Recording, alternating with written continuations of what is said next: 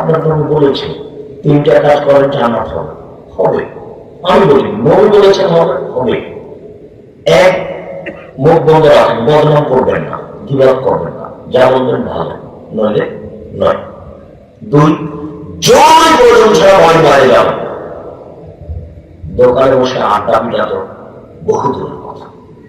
দোকানে বসে গল্প করে আড্ডা দেখে যার স্বভাব খারাপ, অস্বভাবই খারাপ, অভ্যাস খারাপ, সেই জন্য দোকানে বসে গল্প করে আড্ডা পিঠে শয়তানি করা ছাড়া কিছু নয়। কারণ বদনাম করে ও শুনে আপনাকে বদনাম করাতে যোগ দেয়। তিন, পাপের জন্য কারণ জান্নাত হবে। এক, মুখ বন্ধ রাখবেন, ওই ভালো কথা ছাড়া বলবেন না, বদনাম বিবাদ করবেন না। দুই, জয় প্রয়োজন ছাড়া বাড়ি বাইরে যাবেন না। তিন, পাপের জন্য কারণ জান্নাত হবে। আমি বলিনি এই কথা, মোহাম্মদ সাল্লাল্লাহু আলাইহি ওয়াসাল্লাম বলেছেন।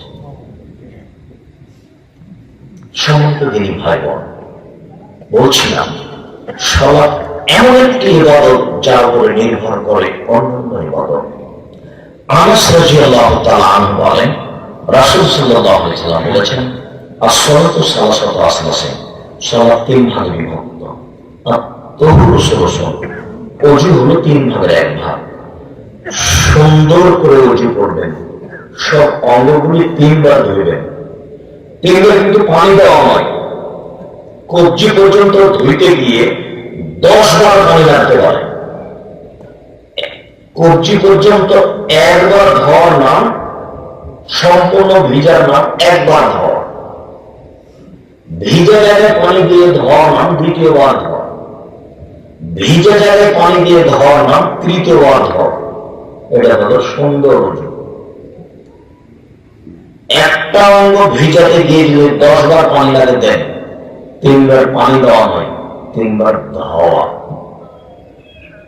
ওযু 3 ভাগের 1 ভাগ। রুকু সলসন, রুকু 3 ভাগের 1 ভাগ।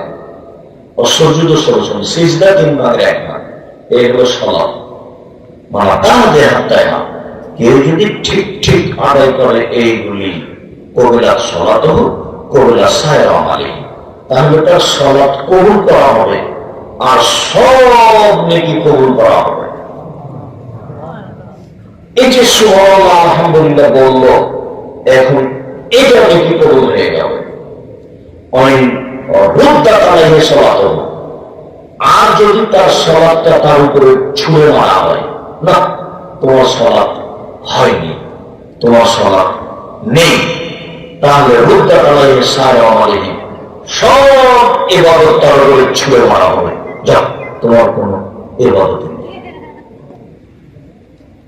তাহলে সুবহানাল্লাহ বললে অনেক নেকি হবে, এই কথা ঠিক, আমি নেকি পাবো, এই কথাও ঠিক। কিন্তু সালাত যদি থাকে তাহলে পাবো, আর সালাত যদি না থাকে তাহলে। এখন পর্যন্ত কথা কি বুঝাতে পেরেছি?